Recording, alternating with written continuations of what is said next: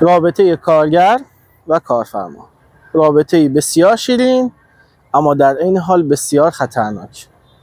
من محسن حکیمی هستم، هر از گاهی با نکات حقوقی در خدمتتون هستم. چرا من گفتم رابطه خطرناک؟ دوستان توجه داشته باشید که قوانین اداره کار قوانین آمره هستند. آمره با الف یعنی چی؟ یعنی امر کننده. شما هر 10 انگشت کارگرتو استامپ کن، بذار روی قرارداد.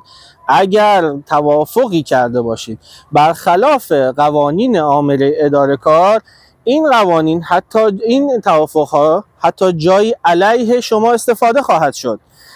قوانین و مقررات اداره کار نسبت به قوانین دیگه خیلی کمتر تابع توافق هستند. لطفاً این نکات رو در نظر بگیرید که بعداً به چالش نخورید با کارگر محترمتون و ایشون رو هم دچار مشکل نکنید.